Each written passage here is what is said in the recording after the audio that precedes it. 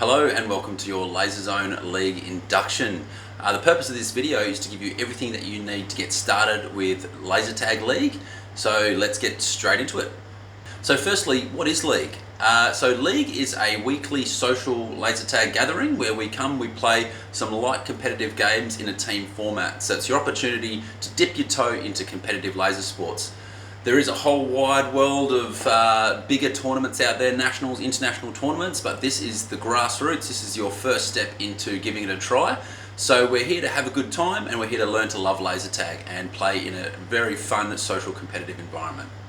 Now, how a typical league session runs is that we arrive at around 5 o'clock for training. That's completely optional, doesn't cost you any money. Highly recommended that when you start, you do come down at 5 o'clock because there is a learning curve with laser tag, and this is the perfect opportunity to accelerate through that curve as quickly as possible. So there will be experienced players around that can help you with different techniques and how to hold the phaser and give you practice at getting into bases and all things that will help you progress your learning as quickly as possible.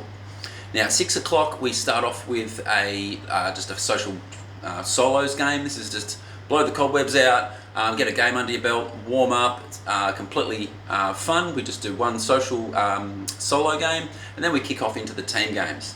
Now there are 3 team games that you'll play in the night. As far as we know, laser tag is the only sport where 3 teams play at a time, which is really cool. So what we do is we have one team in red, one team in blue, one team in green base, and you will get one, with your team, you'll get one game in each of those colours. Once we're completed on our team games, we usually finish off with just a fun social game, and we'll mix that up from week to week. So a little bit about the league now. Essentially we run for 10 weeks. We run during the school term, so there's 4 seasons per year, and then we'll break over the school holidays. So for each league game that you play, each competition game, your team will be allocated competition points. So you'll get 6 points for if you get a win, 4 points if your team gets a second, and 2 points if your team gets a third. And those points accumulate throughout the season. And in week 10 we have a final series. And every team makes the finals, but if your team is higher to the top of the ladder, it's easier to get into the grand final. And the grand final is played between 3 teams, and essentially they play one game from each colour and total the scores to see who is the victor for the season. So yeah, we do have a Facebook page where you can see the team ladder each week, the solo ladder each week, and like a game by game report which gives you all the information from every game. So be sure to tune into our Facebook group, the Laser Zone League, Laser Zone Launton League Facebook group, which you can search in Facebook, or you can find the link on our website so you can be up to date on all the stats. The other thing we have is a handicapping system. So what it means is that we can mix teams of a variety of players from different skill levels and experience levels, and it means it evens out the scores at the end. So essentially every player is allocated a grading. As a new player, you'll automatically come in at the lowest grading, which is Triple E.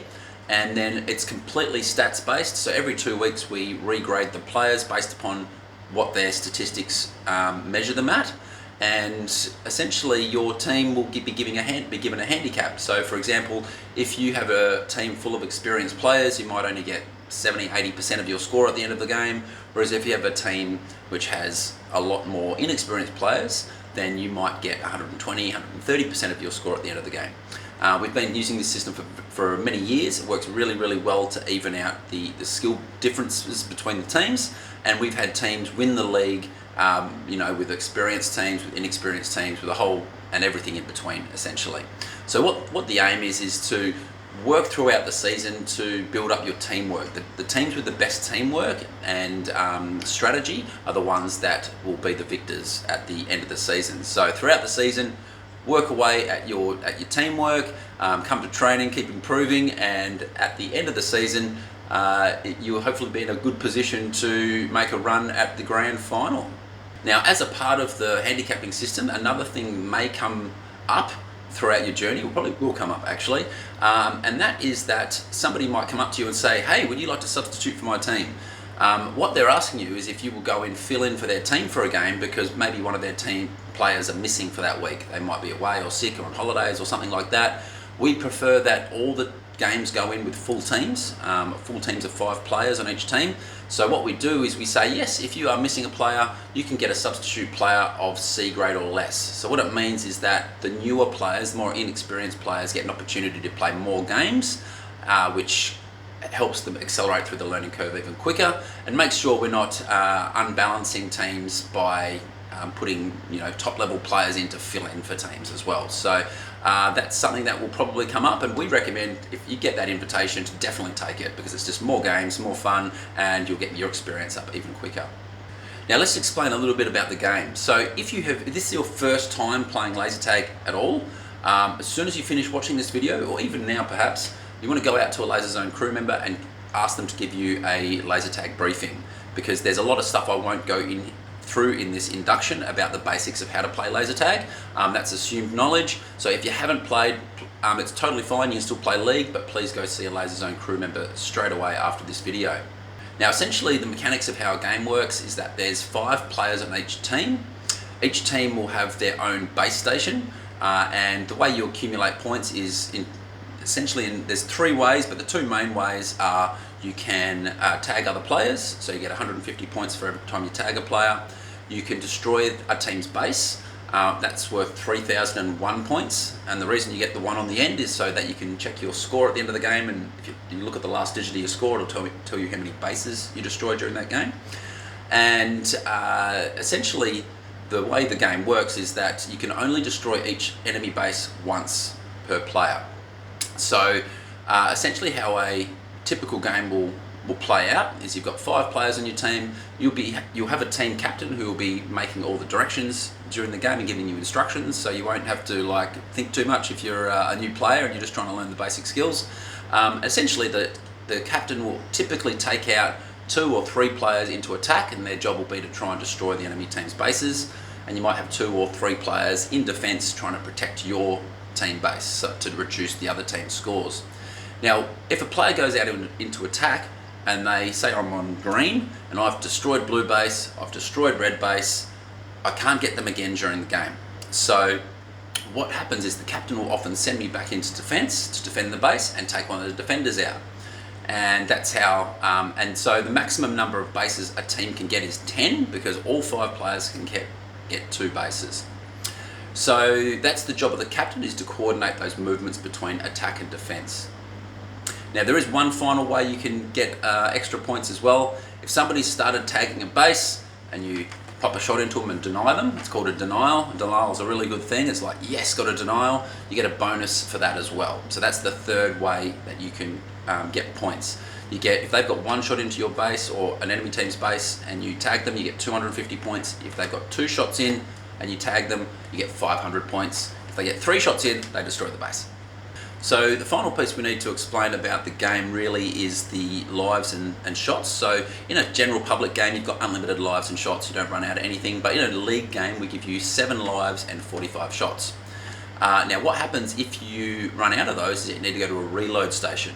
So during your arena tour, somebody will show you where the arena, reload stations are, but essentially all you need to do is stand underneath them. As soon as you reload, you'll see your pack do this funny Christmas tree thing. It'll go like an energizer kind of look on it. As soon as you do that, you are energized and you can hightail it back to where you were.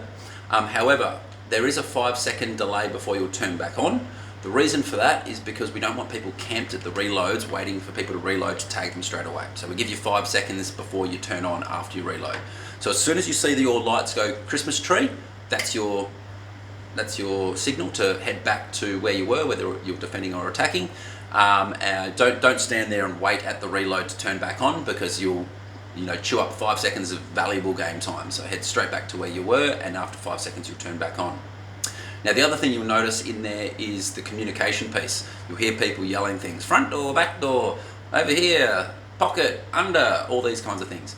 Now what they're actually calling out is the positions of opposition players, so that their teammates can come in and tag them. So when you first start, it can be like, oh my gosh, there's so many names for all these different spots and all this kind of thing. So don't worry about it too much on your first night. Just, if I've got one recommendation to learn on your first league, learn front door and back door. Essentially every base has 2 entrances, typically called a front door and a back door. the person who gives you the arena tour will explain to you which door's which. If you can get to a point where you know what front door and back door is at each base, that's a great start, and all the other stuff will just come over time. Now, in terms of rules, there is a very long rule book which we're not going to go through today. If you want a full copy of the rules, typically we'll have one on the counter. You can talk to the league coordinator if you want to have a read through it. We also have a link on our website. But the main ones we're going to go through today, there's 3 or 4 main ones that we'll talk about right now. Now, the most important one, potentially, and the one that distinguishes league from general public games on a weekend is what's called base evacuation. So when you get your arena tour, what you're going to notice is that at each base station there is it's like in a room, okay? And at the entrance to the room, there's 2 entrances, and at the entrances there is a line on the floor. Now what that creates is a protected zone around the base, okay? That's called the evacuation area. The base evacuation rule states that you have to be alive to be inside that base area. So what it means is it creates this flow where the defenders are inside, might have one person inside defending from inside the base and a couple of people defending from outside the base, and they're trying to tag anybody attacking so that they can't enter the base to destroy their base. And the attackers are trying to do the opposite. They're trying to tag all the defenders, get inside the base area and start tagging the base so that they can get the bonus points from it. So a big part of the game, a lot of the game is spent around the base areas, dueling for the prime real estate, so to speak. And when you come down to your 5 o'clock training, if you do come down, we do a lot of attack and defense kind of just drills and training to help you get used to the flow of the game. Because when you first start, it's very foreign, but after a week or 2, it starts to drop in and you start to get the flow of, if you get tagged, you've got to exit. There's particular spots outside the base you want to reactivate. Essentially, you don't want to reactivate right in a doorway because you'll be blocking everybody's entrance in and out of the base. So you exit the base and stand to the side or walk away from the baseline a little bit to reactivate, and then you can try and tag everybody and make your run back into the base. That's something you will learn just through playing games. Now the next rule to know about is the covering rule. So we do have rules against covering your pack like this. Okay, when you first start, it's like it can be a bit tricky because the way the phases have been designed means that your arms can kind of get in the way a little bit. You will be shown some new ways to hold the phaser, which helps you keep your arms away from your pack. But you will be given leniency when you first start. So the refs will often just give you verbal warnings while you learn the ropes. And then after like a season or so, once you start getting really familiar with things, the actual penalties will start to apply. One of the things that is a way that we keep our arms away from our packs is you'll find that people fire from up high and down low. Okay, and that's how we, one, get better angles on the other person's pack from the phaser, but also reduce the chances of getting penalised for covering our pack because our arms are well clear of our pack. So that's the next one. The third one is blind firing. What that means is that if you're going to fire around a corner, you need to look first before putting your phaser around.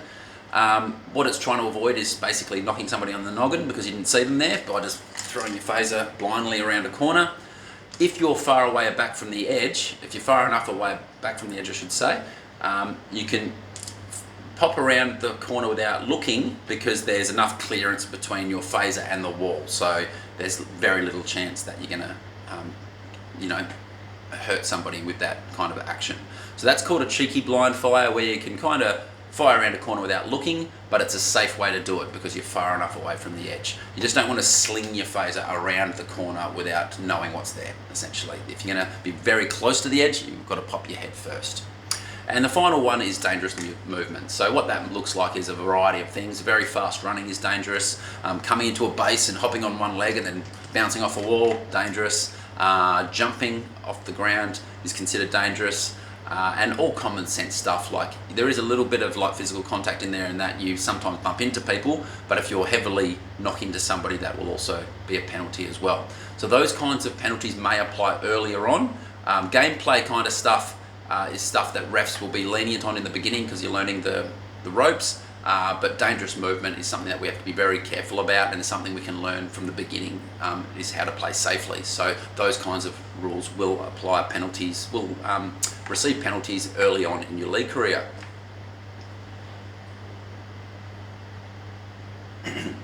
All right,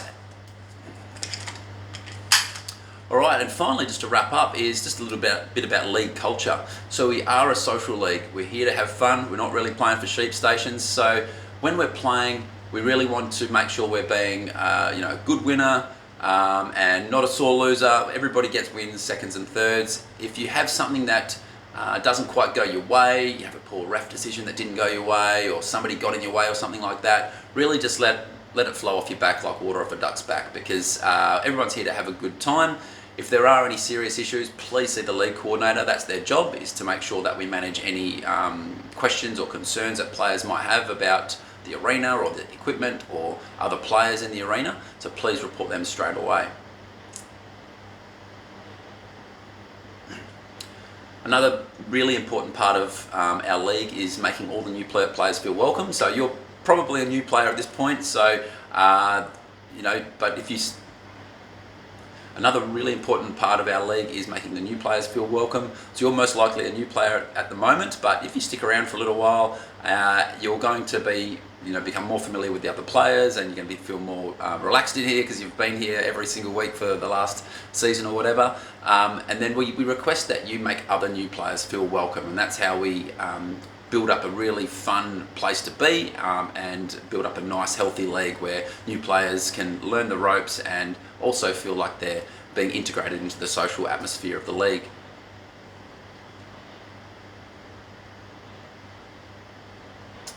In terms of smack talking, a bit of friendly banter is okay, but it's not allowed to be belligerent or threatening or anything like that. So, but just know that if you're having a little bit of fun verbally in there, yes, got your base, or something like that, that's okay. We just don't go over the top with it.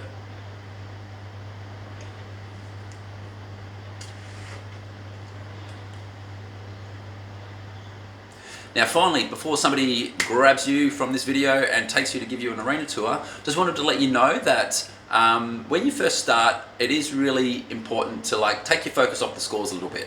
It's going to feel like, oh my gosh, all these people are so fast and I'm so slow and I'm getting really, really hammered here.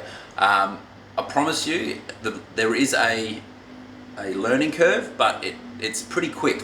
After a couple of weeks, you'll start to figure out where to stand to reactivate and what spots people are going to be standing in, and you pick it up quicker than you think.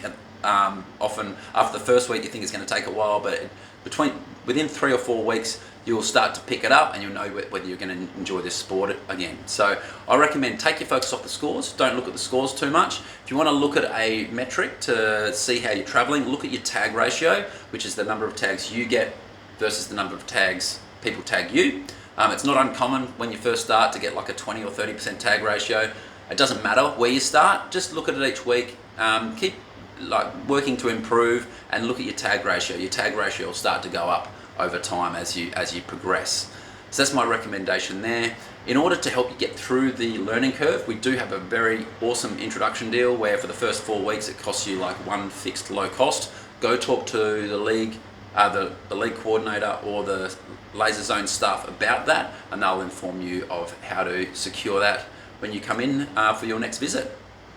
Alrighty guys, that completes our league induction.